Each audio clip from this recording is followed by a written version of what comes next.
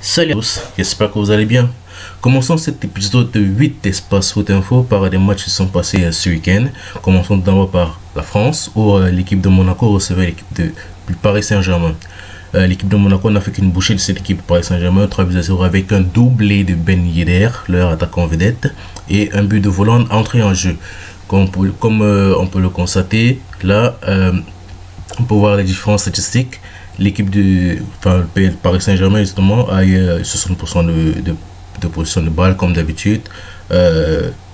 Passe réussite, 526 passes réussites, mais ça n'a empêché guère que cette équipe de Monaco là puisse marquer 3 buts, car on va dire dès l'entame de jeu, les Monégasques ont acculé cette équipe de Paris Saint-Germain là, précis aux récupérations de balles très hautes, avec Aurélien Tchouaméni qui faisait une tour de contrôle juste devant la défense et ratissait un peu tous les ballons pour aérer le jeu, sans oublier de noter la performance XXL de Fofana. Alors, avec une petite information concernant justement cette équipe de Monaco là, qui est justement l'équipe qui a gagné le plus de matchs contre Paris en Ligue 1 justement, on peut voir là 43 succès en 81 confrontations. On peut dire que c'est une sorte de bête noire pour cette équipe de Paris Saint-Germain. Continuons alors cette fois-ci avec une autre statistique, mais cette fois-ci statistique pour le buteur Ben Yedder. On peut voir là avec son doublé hier, vu qu'il a marqué un doublé, avec son doublé, il devient le meilleur buteur du championnat avec 17 buts. Toujours avec cette équipe de Monaco, là on peut voir, c'est l'équipe qui a gagné le plus de matchs contre Paris Saint-Germain. 44 succès en 92 confrontations. On peut y rester alors même sur 3 succès lors des 4 dernières rencontres face au Paris Saint-Germain. Justement, comme je l'ai dit précédemment, une bête noire pour l'équipe du PSG. Cette fois-ci, du côté de Paris, on peut voir des statistiques assez mauvaises pour le Paris Saint-Germain. Il a perdu justement ses 4 derniers matchs à l'extérieur. D'abord face à Nantes, 3-1, face à Nice, face au Real Madrid en Ligue Champion. Et cette fois-ci, face à Monaco. Pour aller un peu plus loin, on peut voir là, le PSG n'a gagné que 2 de ces 6 derniers matchs là, comme vous pouvez voir contre l'AS Saint-Etienne, justement phase de relégation, et contre le dernier du championnat Bordeaux. Donc c'est pas vraiment laborieux, on va dire cette période du PSG là. Donc ils doivent très vite se remettre en question et très vite essayer d'avancer. Et comme on peut le voir justement sur les différentes déclarations là, on peut voir déjà d'abord Mbappé, il dit on a perdu, oui, on a joué contre une bonne équipe qui joue l'Europe. Félicitations à eux, j'espère qu'ils jouent en Europe. Et on peut gagner 8-0, 9-0, les gens penseront qu'à la Ligue des Champions. Mais on doit respecter les supporters. On va aller chercher le titre. Encore heureux qu'ils aillent chercher le titre, vu que ce n'est plus que ça qu'ils ont à jouer cette saison. Autre déclaration, cette fois-ci de l'entraîneur Pochettino. Il dit c'est inacceptable dont les joueurs ont commencé la partie. Je suis très déçu. Les joueurs doivent oublier la déception subie en Ligue des Champions. La trêve internationale devrait faire du bien. Espérons que ça les fasse du bien. Autre déclaration toujours pour Pochettino, mais cette fois-ci sur son avenir. Il dit on va s'asseoir avec le club pour échanger, pour trouver la meilleure formule, voir la vision, l'avenir, les idées, le projet. Et il y a beaucoup de sujets dont on doit discuter avec le club. Allons-y maintenant du côté de Marseille. On voit Marseille qui accueillait cette fois-ci au Vélodrome l'équipe de Nice. Gros match, gros choc, et cette rencontre s'est terminée sur un score de 2-1 avec un but de Milik sur penalty et un but de Cédric Bakambu. Du côté de Nice, on peut voir là c'est Mario Lemina qui a marqué à la 92e minute. On peut voir les différentes statistiques là, totale domination à tous les points, tous les niveaux du jeu de cette équipe de Marseille, là 53%, 56% de possession de balle pour voir les tirs et les tirs cadrés, toujours en faveur de Marseille. Cette fois-ci, petite information ou petite déclaration cette fois-ci sur l'équipe de Marseille. Là, cette équipe a remporté 56 matchs contre Nice en Ligue 1. C'est le deuxième plus haut total de victoires d'une équipe contre une autre dans l'histoire, justement toujours derrière Marseille contre Metz. Donc on peut voir là ils sont en train de vouloir égaler, pourquoi pas dépasser même, c'est leur propre record. Autre déclaration cette fois-ci de Matteo Guendouzi après le match au micro de Téléfoot TF1. William Saliba fait partie des 3 meilleurs défenseurs de Ligue 1. Il dégage une sérénité avec et sans ballon. Il a un grand avenir devant lui. On peut voir là, vous pouvez faire un arrêt sur l'image pour voir le reste des résultats des confrontations de cette 29e journée de Ligue 1 Ibérite. On peut voir là Lens qui a battu Clermont, Saint-Etienne qui a fait match 1 contre 3 et pourquoi pas Reims qui a accroché l'équipe de Lyon. Petite déclaration cette fois-ci du côté de Rennes qui a étrié son adversaire 6 buts à 1. On peut voir là, c'est justement avec cette victoire là, Rennes compte 52 points et a marqué 63 buts après 29 journées de championnat. Donc c'est simplement le plus haut totaux dans leur histoire au stade de ces compétitions. On peut voir là, le classement. On peut voir les différents classements. Là, on peut voir le Paris Saint-Germain qui est d'abord premier, toujours. L'Olympique Marseille deuxième avec 53 points. Le Stade Rennais qui est remonté à la 3e place et a déclassé l'OGC Nice. Et l'OGC Nice qui est passé à la 4e place. On peut voir là en bas de classement, on peut voir l'AS Saint-Etienne qui est 18e. Et les Girondins de Bordeaux qui restent bon renégables. Finissons cette page France avec une petite information concernant l'équipe de France. Comme vous le savez bien, Karim Benzema a été blessé dernier match du Real Madrid contre Mallorca et jusqu'alors il n'est pas encore rétabli. Du coup, Didier Deschamps s'est vu appeler un attaquant en plus qui est, comme vous le voyez là, Olivier Giroud. D'après le journal L'équipe, il revient. Donc il remplace Karim Benzema suite à sa blessure lors du match contre Mallorca. Ouvrons la page de l'Angleterre avec les différents championnats, avec le championnat de Première Ligue.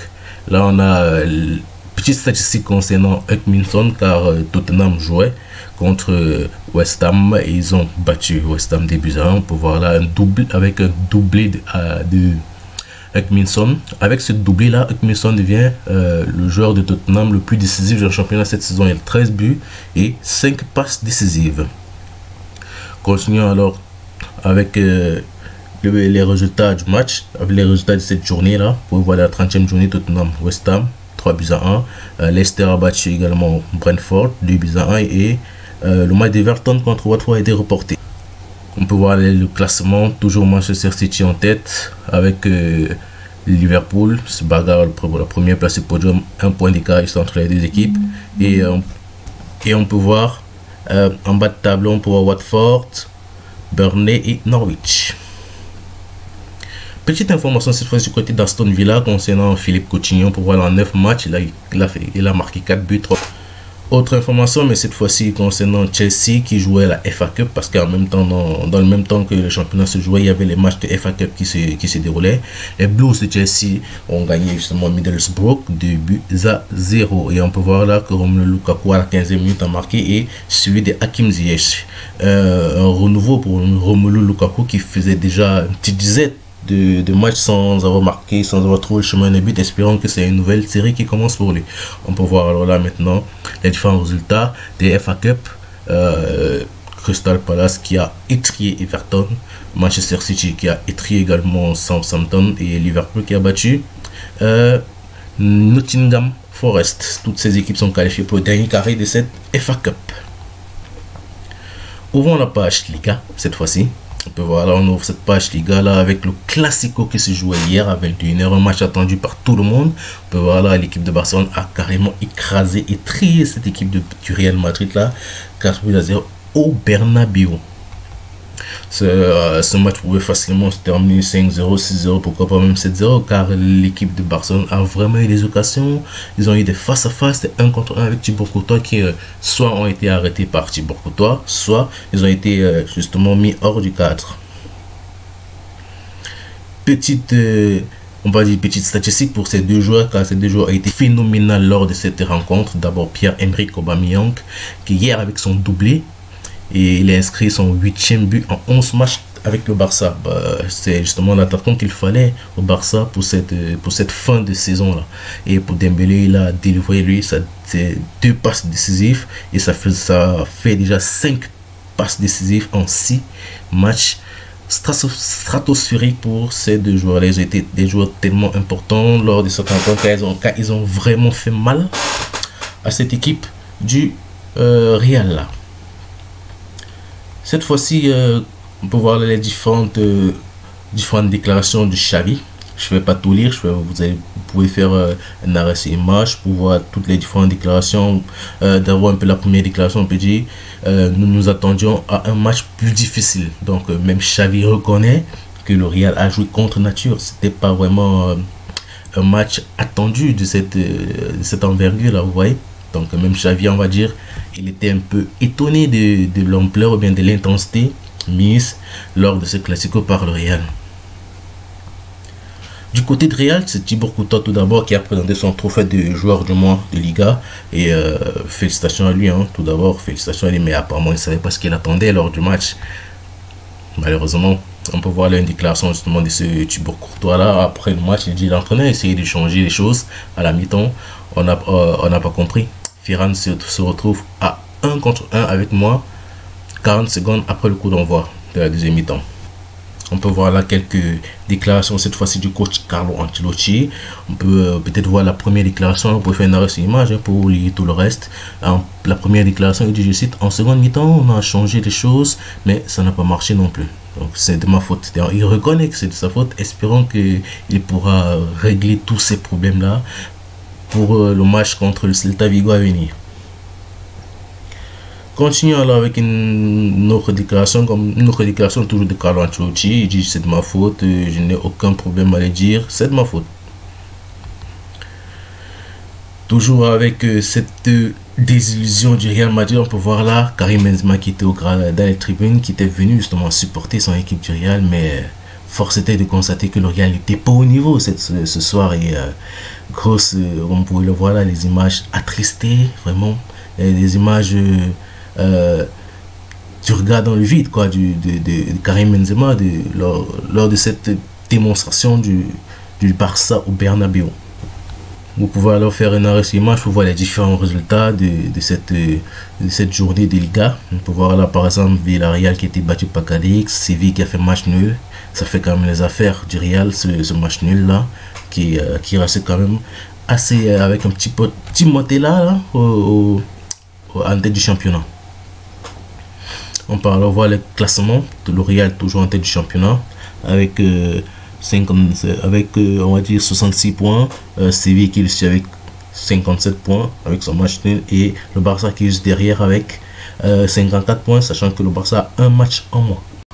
Un autre joueur s'est dit heureux justement de cette victoire du Barça là, c'est justement le joueur Thomas Müller qui a tweeté justement bravo au Barça, c'était un plaisir de voir cette performance incroyable ce soir, chapeau. En même temps, du côté de l'Allemagne, comme vous savez, l'Allemagne jouait aussi, le championnat allemand se jouait également et le Bayern recevait l'Union de Berlin et n'a fait qu'une bouchée, 4 buts à 1, on peut voir là, et des records et encore des records sont tombés. D'abord avec le gardien Thomas Müller, c'était sa 311e victoire dans le championnat. Donc il est devenu hier le joueur ayant remporté le plus de matchs en Bundesliga dans sa carrière. Félicitations à lui. Un autre record également est tombé, celui toujours tombé par Lewandowski. C'est la 3e saison consécutive où Robert Lewandowski inscrit au moins 30 buts en Bundesliga. Il égale normalement ici le record de Gerd Müller. Vous pouvez faire un petit arrêt sur image là pour voir les différents résultats cette fois-ci de cette journée de Bundesliga là. On peut voir là Stuttgart qui a battu l'équipe de Wolfsburg 3 buts à 2, pour le Borussia Dortmund qui a fait match nul contre Cologne, oui. L'Eintracht Francfort qui a accroché justement l'équipe de RB Leipzig et Mayence par exemple qui a battu Bielefeld. Cette fois-ci on peut voir le classement. Bayern toujours premier avec 63 points et Dortmund deuxième 57 points pour battre le classement là. Bielefeld là qui est 17e avec 25 points et Grutterfurt avec 15 points, zone relégable. Allons-y du côté de l'Italie. Comme vous pouvez le voir, il y avait des matchs également qui se passaient en Italie. La Gazzetta dello Sport affiche en gros rouge fou. Mais ce qui nous intéresse, c'est ce qui se trouve juste en bas. On peut voir là personne comme AC Milan. juste pour dire que l'AC Milan a frappé un grand coup ce week-end avec sa victoire. Et c'est en première place du championnat. Juste à côté également, on a une information avec Dybala, comme quoi début, oui, et maintenant l'avenir de la Juve attend les Nerazzurri. Donc, pour parler encore plus de cela, la Juventus attend, vu que c'est le jour J, il y aura des rendez-vous avec les honneurs de Dybala, compte tenu qu'il n'a pas encore, on va dire, prolongé son contrat. Espérons que les discussions aboutissent à une conclusion également favorable envers les deux parties. Toujours du côté de l'Italie, mais cette fois-ci du côté de la Roma. Ça, c'est une information concernant Tammy Abraham qui a marqué 22 buts. Et hier, avec son but qu'il a marqué, ça fera 23 buts, toutes compétitions confondues. Oui. Pour sa première saison avec la Roma. Félicitations à nous, hein. Espérons que ça continue comme ça et qu'il puisse se remettre, qu'il puisse avoir de bonnes sensations et pourquoi pas continuer à évoluer dans sa carrière. On peut voir les différentes statistiques, les différents résultats, autant pour moi, de cette journée-là. On peut voir, pourquoi pas, Sampdoria qui a battu Venise, la Roma justement qui a battu la Lazio 3-0, la Juventus qui a gagné son match hier 2-0 contre Salernitana. Il pourrait faire justement, comme je l'ai dit tantôt, un arrêt sur moi, je vois le reste des résultats. Puis nous sommes cette vidéo avec le classement justement de cette série A. Le Milan avec sa victoire passe premier champion avec 66 points, 3 points d'écart avec le Napoli. Et l'Inter de Milan qui n'a pu faire qu'un match nul, 60 points. On peut voir qu'il y a un écart entre le premier et le troisième qui s'est créé. Mais à noter que l'Inter de Milan a un match en moins. J'espère que la vidéo vous a plu. N'hésitez pas à vous abonner, à liker et à partager. Surtout, gardez toujours la santé et prenez soin des vôtres. Merci.